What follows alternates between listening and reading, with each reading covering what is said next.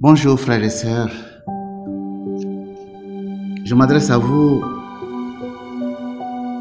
spécialement les Africains, les dirigeants et les leaders politiques qui dirigent les États africains. Je voudrais attirer votre attention sur les menaces qui pèsent sur notre continent et sur notre peuple. Après 4 siècles de traite des nègres, durant lesquels l'homme noir a été vendu et acheté comme du bétail. Après un siècle de colonisation et plus d'un demi-siècle d'indépendance, l'Afrique et ses peuples sont à la croisée des chemins. Des menaces graves pèsent sur le devenir du continent noir. Les puissants de ce monde ont décidé de confisquer les ressources naturelles de l'Afrique au profit des industries de leur pays. Ainsi, les peuples continueront de vivre dans l'abondance et la prospérité, tandis que les peuples africains seront maintenus par tous les moyens, y compris l'extermination, dans la pauvreté et la mendicité internationale. Helmut Joseph Kohl, chancelier d'Allemagne, déclarait en 1987: il ne saurait être question de laisser l'Afrique s'industrialiser. L'Occident ne se laissera plus surprendre une deuxième fois. L'Asie lui oppose une sérieuse concurrence aujourd'hui parce que l'Occident a été distrait face à son développement. Fin de citation. Souvenez-vous, frères et sœurs africains, d'un certain Adolf Hitler qui proclama la supériorité de la race blanche sur toutes les autres races de la terre. Ce fut l'une des raisons et des causes profondes de la Deuxième Guerre mondiale et de la tentative d'extermination totale du peuple juif.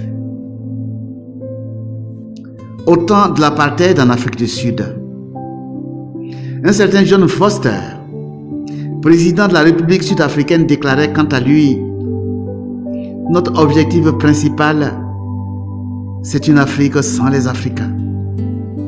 Et une Afrique sans les Africains deviendra un paradis sur terre pour l'homme blanc. Que penser après avoir entendu ces déclarations?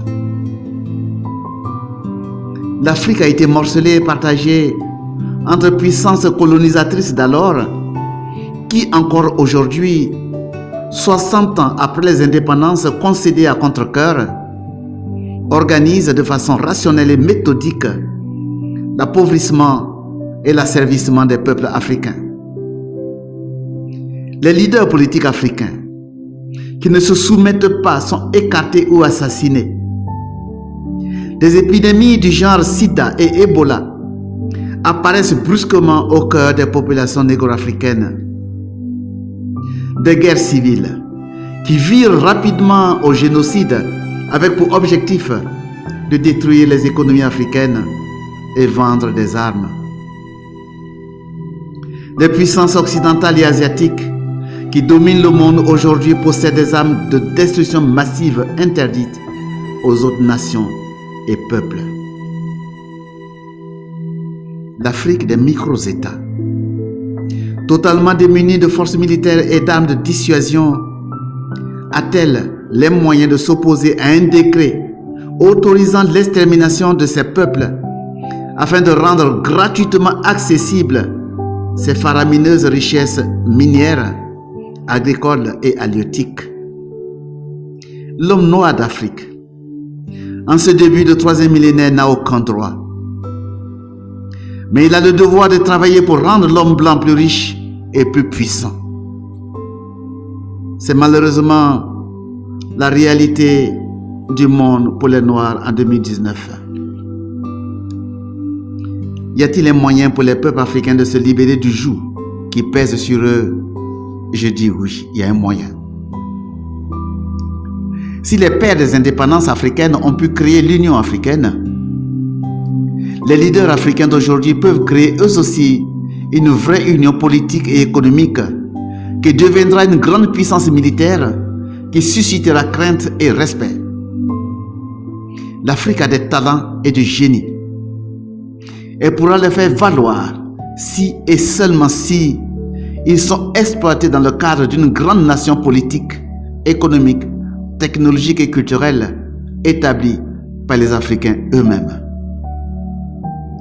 Mais avant d'engager un combat de cette envergure, il importe de se préparer d'abord spirituellement.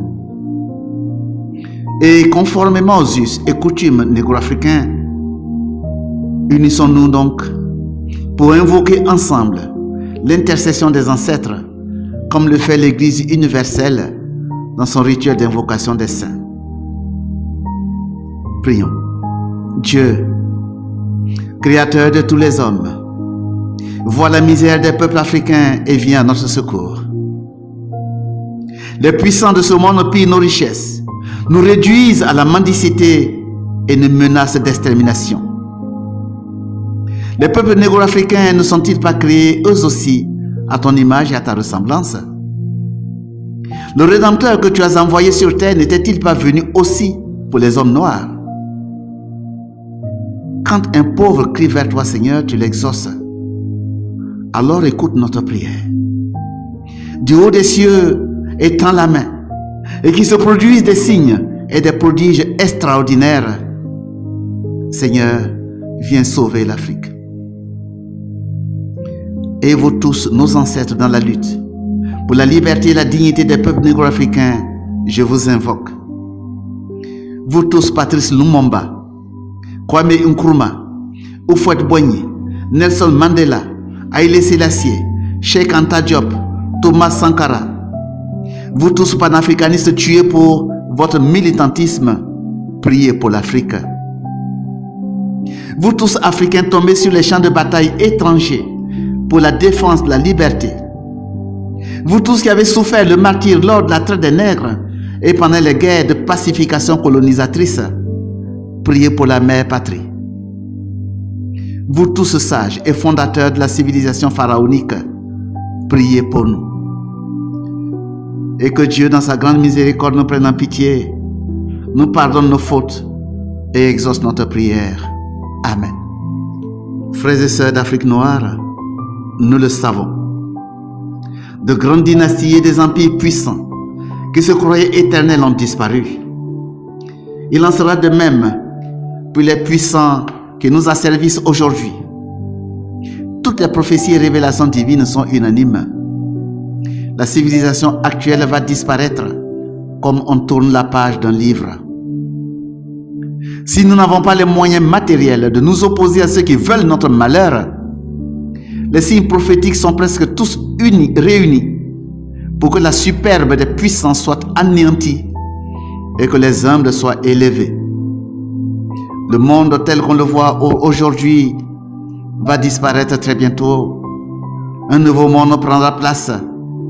Et avec ce nouveau monde, une nouvelle civilisation, la civilisation de l'amour dont l'homme noir porte les valeurs. Et que Dieu nous vienne en aide.